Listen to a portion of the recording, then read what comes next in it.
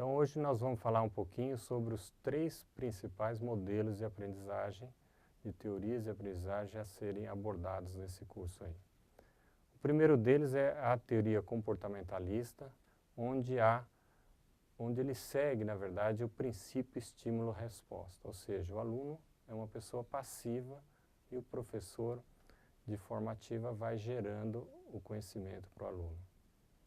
Então, na verdade, nessa teoria comportamentalista, não há necessidade de considerar o processo interno do aluno, o processo mental.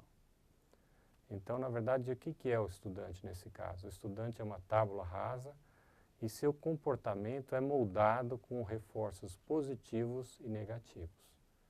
Então, o que significa isso? A gente vai passando o material para o aluno e a partir do momento que ele acerta, você dá um reforço positivo, que ele erra, você dá um reforço negativo. Então, ele pressupõe isso, quer dizer, você não considera o processo interno. Os autores que se fundamentam essa proposta, Skinner, Watson, Pavlov e Bandura. A segunda teoria é a teoria cognitivista, onde ele pressupõe que nós precisamos abrir a caixa preta da mente humana, ou seja, tem alguma coisa lá que processa as informações. Então, nesse caso, o estudante é visto como um processador de informações, como se fosse um computador, onde recebe as informações do professor ou outra fonte externa, ele processa e vai gerar o conhecimento.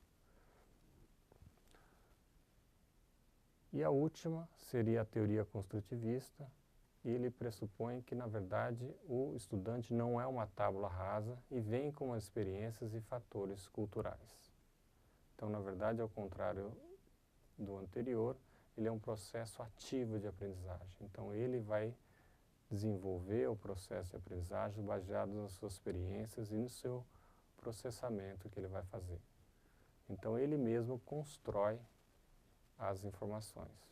E, na verdade, também as novas informações, elas são construídas a partir de conhecimentos anteriores que existem e, portanto, sua representação mental é bastante subjetiva. O novo conhecimento é construído baseado em experiências pessoais e em hipóteses do ambiente.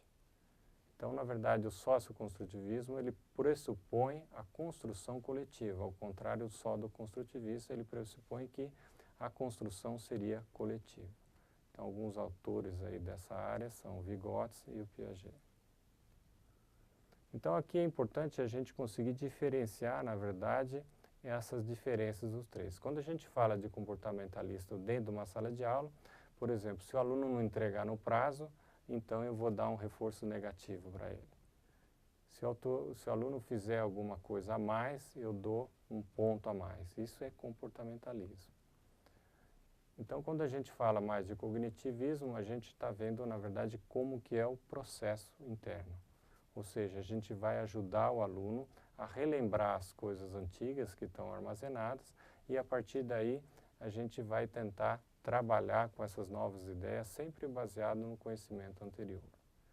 Quando a gente fala de construtivismo, nessa construção do conhecimento, a gente vai, na verdade, elaborar ou propiciar um ambiente que favoreça que o próprio aluno trabalhe nesse processo de construção. E quando a gente fala de socioconstrutivismo, a gente está falando que nós vamos desenvolver atividades em grupo para que todos consigam atingir aí o conhecimento esperado na disciplina.